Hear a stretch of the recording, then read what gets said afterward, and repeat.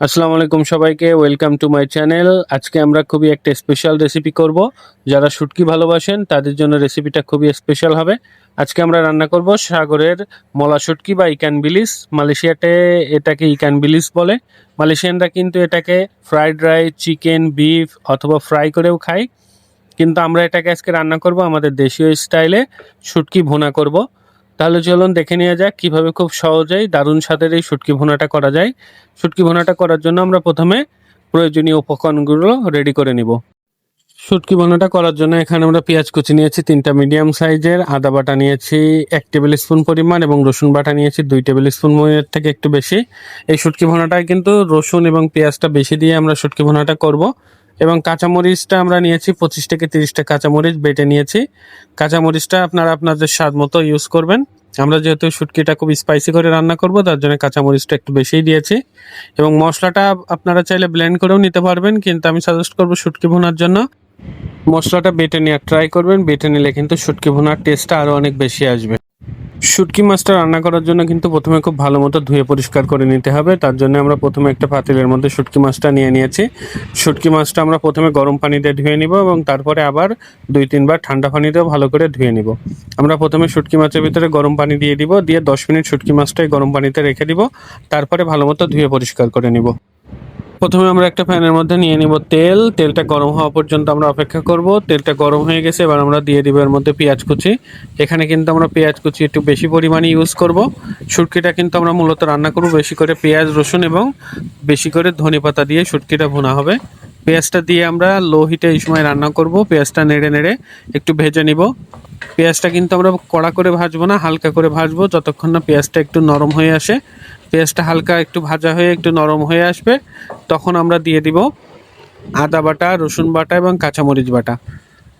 আদা রসুন বাটাটা দিয়ে এবার আমরা দিয়ে দিব গুঁড়া মশলা। গুঁড়া মশলার জন্য এখানে আমরা নিয়েছি 1/2 টেবিল স্পুন ধনিয়া গুঁড়া, 1/2 টেবিল স্পুন হলুদ গুঁড়া এবং 1/2 টেবিলের থেকে একটু বেশি জিরার গুঁড়া।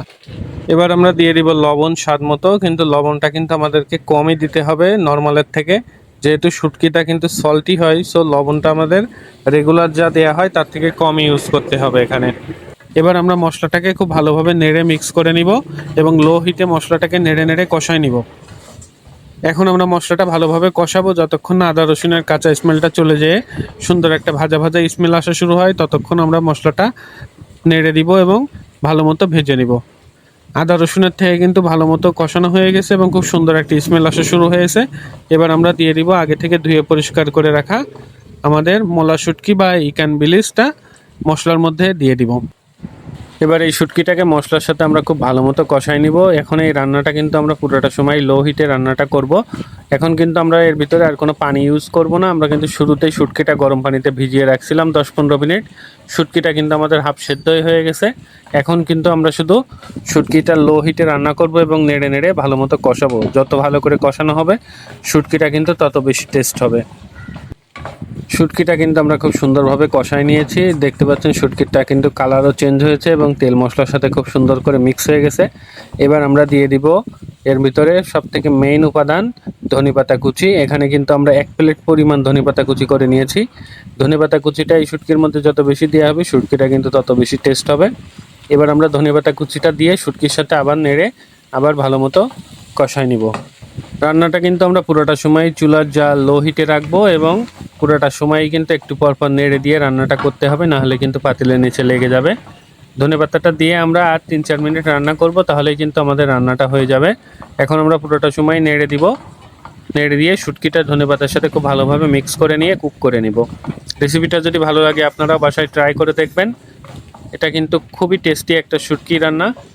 এই শুটকিটা কিন্তু আমাদের দেশে সচরাচর খুব একটা মানুষ খায় না, কিন্তু এটা কিন্তু সবথেকে মজার শুটকি। আমরা কিন্তু শুটকিটা ভালো মতো নেড়ে দিয়ে রান্না করে নিয়েছি।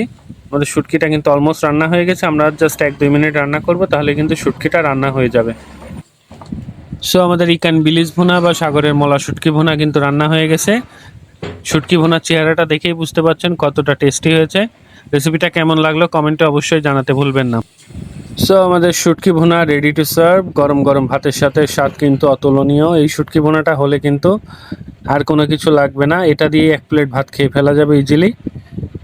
সো রেসিপিটা যদি ভালো লাগে লাইক কমেন্ট শেয়ার করতে ভুলবেন না, এবং আরও অনেক মজার মজার রেসিপি পেতে আমার চ্যানেলটা সাবস্ক্রাইব করে দিয়ে পাশে থাকবেন। দেখা হবে আবার কোনো নতুন স্পেশাল দেশীয় রেসিপি নিয়ে। সে পর্যন্ত সবাই ভালো থাকবেন, সুস্থ থাকবেন। আল্লাহ হাফেজ।